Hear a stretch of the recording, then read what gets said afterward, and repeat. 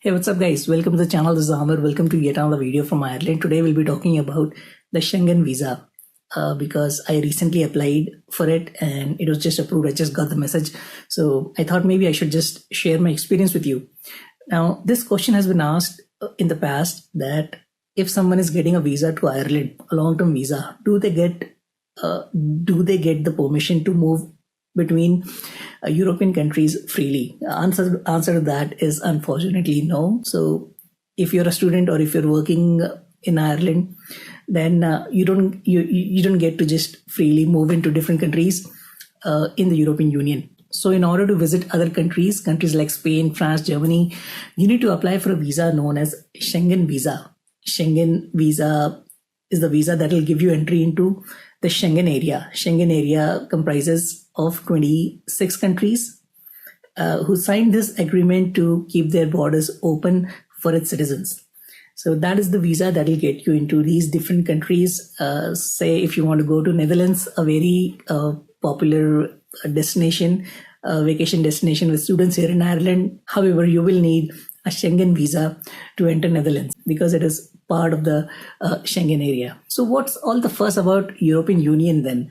European Union is a political and an economic union. It primarily deals with tariff-free trade and it has certain shared laws pertaining to agriculture, trade, regional development, etc. So it's more of a political union rather than just focusing on the freedom of movement for citizens of participating countries. However, countries that thought that it's more important for citizens to move between all these countries came together and signed this agreement known as Schengen Agreement. Schengen is actually a little village in Luxembourg, a tiny little country next to Switzerland, somewhere there, I mean. This agreement was originally signed in 1985, I think 1985 by 5 countries. So it was Germany, France, the Netherlands, Belgium and Luxembourg. So these guys came together, opened their borders and said, see, we won't have any custom checks or any border checks and our people would be able to move freely between the countries. Now the membership of this agreement grew to 26. As it stands today, 26 countries are part of the Schengen area and some of these countries are not in the European Union. So that's what I was saying earlier. European Union is a political and a trade union. So there are certain countries like Iceland, Switzerland, Norway, and the other small independent states such as the Vatican City, San Marino, Monaco. Am I forgetting any?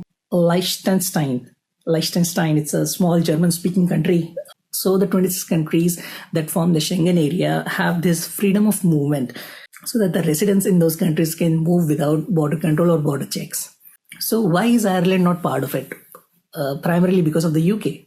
Now, UK has exited Brexit as well, but back then, UK thought that in order to control illegal immigration, it makes more sense if they are not part of the Schengen area. So because it is an island nation, so they wanted to have strict control over the people that enter the country. Now, UK also happens to be the only country that Ireland shares its land border with. Northern Ireland, which is part of the UK, is connected to the Republic of Ireland. Because of this, the Republic of Ireland has an agreement with the UK to allow free movement of its citizens between both the regions. And hence, Ireland could not sign the Schengen Agreement because it would mean that its agreement with Britain would end, which would create a lot of inconvenience for people living in the Republic and in Northern Ireland because they're basically part of the same group of people, same culture and same history. Anyway, so this is the reason why Ireland is not part of the Schengen area. So you need to apply for a Schengen visa if you want to go to any country. If you want to go and party in Amsterdam or if you want to go to the beaches of Spain, you need a Schengen visa.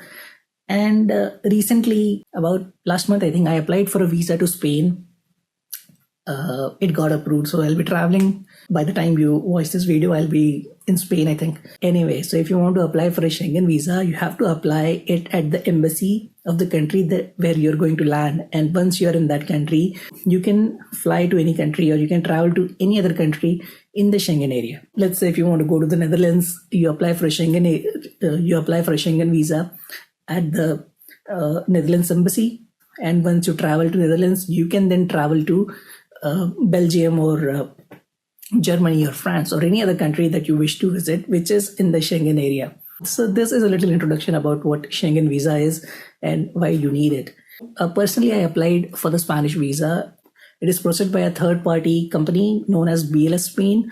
So you need to apply with them, and they will forward your application to the Spanish embassy and convey you the result. So they are the middleman. They are located in Dublin, but you need to take an appointment online on their website, and then you need to collect all your documents and be there to submit your application. For Netherlands, it's a similar process. You apply with VFS, and for Germany, I think you apply directly at the embassy.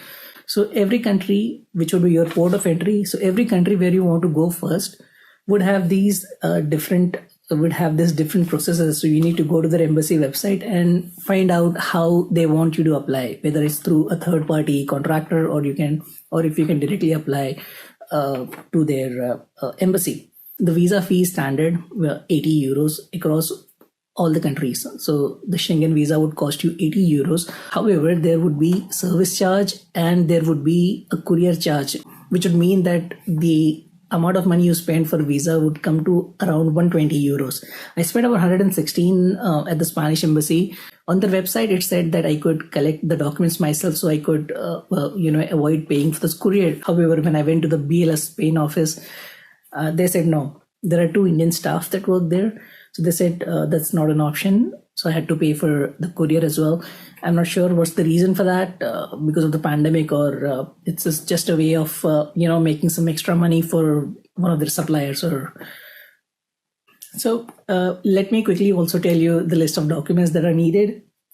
Application form once again is standard across all the embassies. So any country you want to visit, the application would be the same. So it's just the destination country would change. The rest of the details would remain the same. Application form, your passport, your GNIB card, which is your Irish residency permit, address proof, proof of occupation, whether you are employed or you are a student. If you are a student, you will need to submit a letter from your college or your university, I believe. You'll get that easily.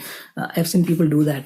If you are employed, if you're working somewhere, then you would need to submit your letter from your employer. Now, I didn't take any letter. I just submitted my offer letter along with last 2 salary slips. It was accepted. They accepted it. Your bank statement, 3 to 6 months bank statement, previous 3 to 6 months bank statement. You should have a minimum balance of 600 euros in your account. That's for Spain, by the way. It may be different for different countries. You might want to look that up. So minimum of 600 euros balance per head. So if 2 or 3 people in your family are going, then you would have to show 1200 or 1800. So it's 600 per head. You need to submit your travel itinerary.